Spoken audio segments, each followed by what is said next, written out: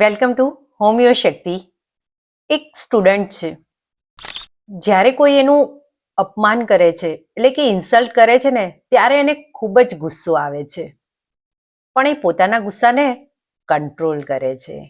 એ પોતાના ગુસ્સાને સપ્રેસ કરે છે, ક્યારેય એક્સપ્રેસ નથી કરતો.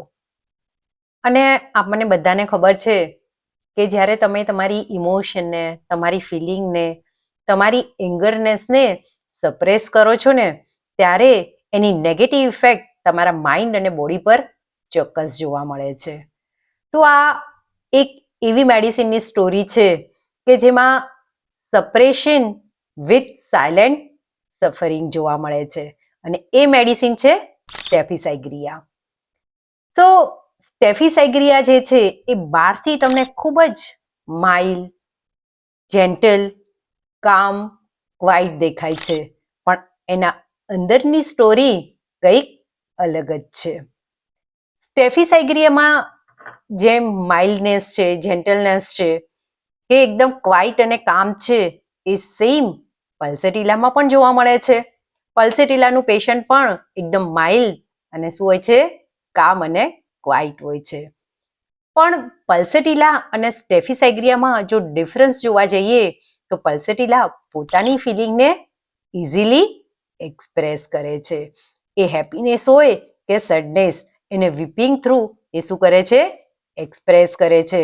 સીક સિમ્પથી એન્ડ સીક કોન્સોલેશન પલ્સેટિલામાં જોવા મળે છે.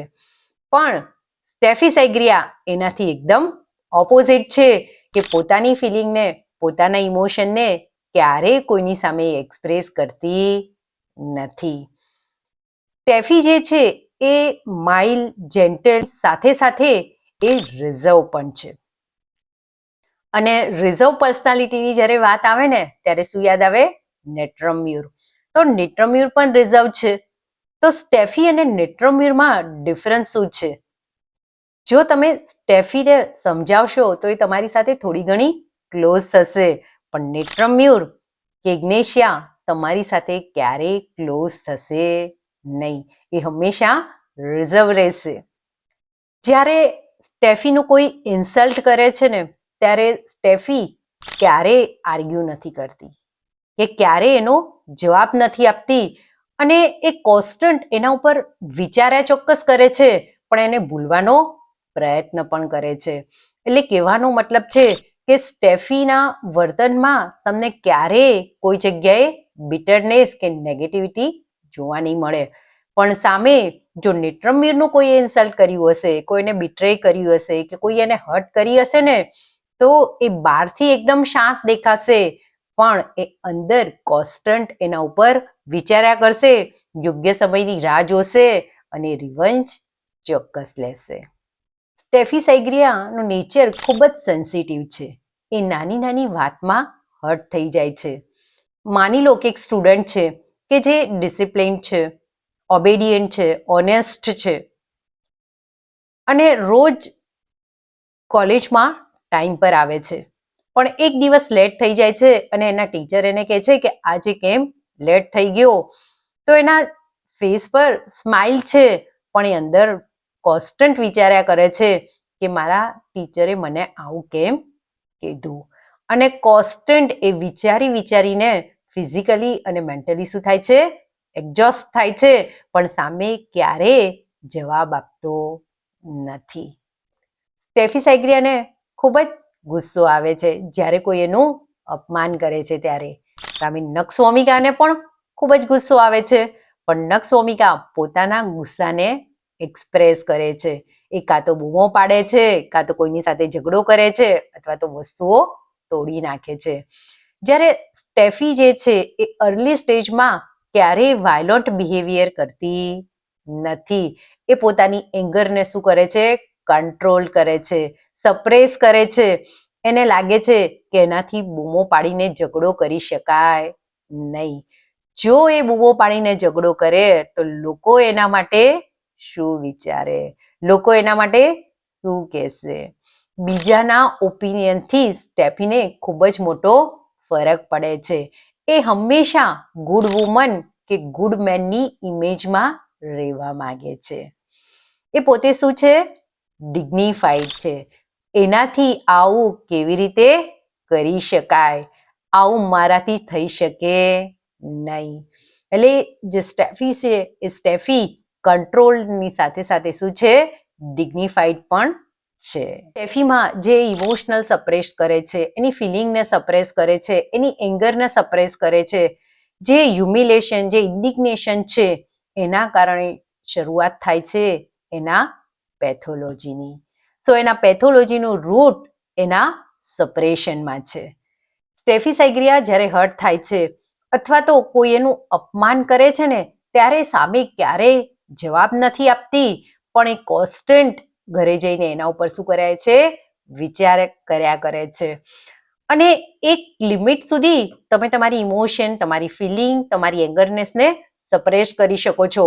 પણ જ્યારે લિમિટ ક્રોસ થાય છે, કે દરેક વસ્તુની એક લિમિટ હોય છે, જ્યારે એ લિમિટ બહાર જાય છે, જ્યારે આ સપ્રેશન જે બોઇલિંગ ફ્રસ્ટ્રેશન બને છે, ત્યારે શું થાય છે? એ બોમ્બની જેમ ફૂટે છે, એનો વિસ્ફોટ થાય છે, અને ત્યારે સ્ટેફી વાયલન્ટ બને છે. એ ઘરમાં વસ્તુઓ તોડે છે, છૂટી ફેંકે છે. તો ગુડ મેન કે ગુડ વુમનની ઇમેજમાં બની રહેવા માટે સ્ટેફી ઘણીવાર પોતાની ઈચ્છાઓનું શું કરે છે? બલિદાન આપે છે. Steffi very sensitive to injustice, કે એનાથી અન્યાય સહન થતો નથી. તો તમને ખબર છે કે causticum also very sensitive to injustice, બસ કોસ્ટિકમ ફાઇટ ફોર જસ્ટિસ, કે છેલ્લા શ્વાસ સુધી કોસ્ટિકમ જસ્ટિસ માટે ફાઇટ કરશે. સ્ટેફી ને ઇનજસ્ટિસ સહન પણ નથી કરી શકતી અને એનો ખુલીને વિરોધ પણ નથી કરી શકતી. એની પાછળના બે રીઝન છે. એક રીઝન છે કે ક્યાં કોઈ એનું ઇન્સલ્ટ કરશે તો, અને બીજું રીઝન છે એની ડિગ્નિટી, કે મારાથી આવી રીતે કોઈની સાથે ફાઇટ કરી શકાય નહીં.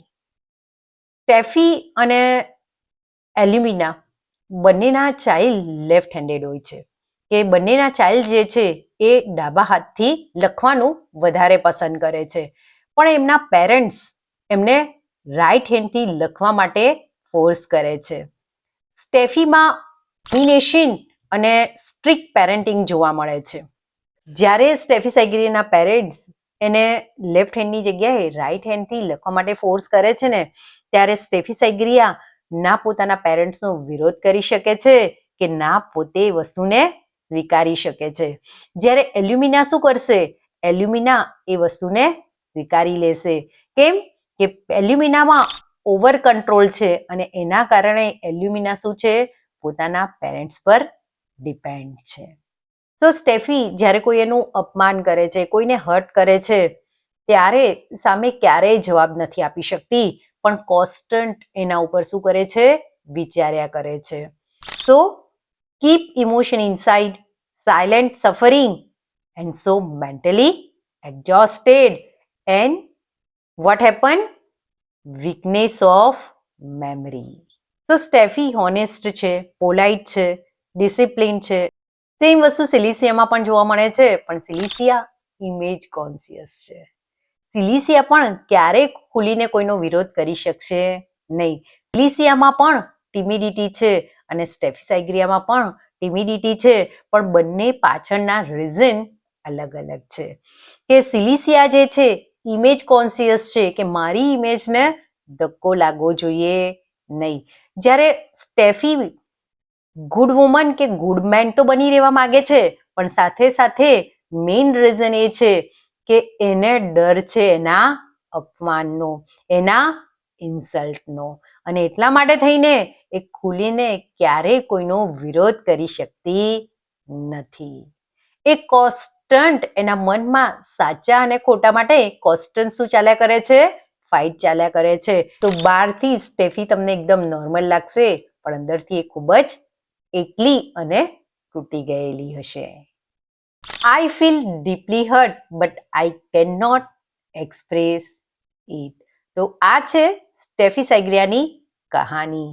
સ્ટેફી બીજી હોમિયોપેથિક મેડિસિન કરતા એકદમ અલગ છે અને એટલા માટે આપણે એને પલ્સેટિલા સાથે, નક્સ વોમિકા સાથે, ઇગ્નેશિયા, નિટ્રમ્યુર, કોસ્ટિકમ અને સિલિસિયા સાથે પણ કમ્પેર કરી. હોમિયોપેથીમાં તમને એવું લાગે છે કે દરેક મેડિસિનની પર્સનાલિટી સેમ જેવી જ હોય છે, પણ દરેક મેડિસિનની પર્સનાલિટી એકબીજા કરતાં ખૂબ જ અલગ હોય છે.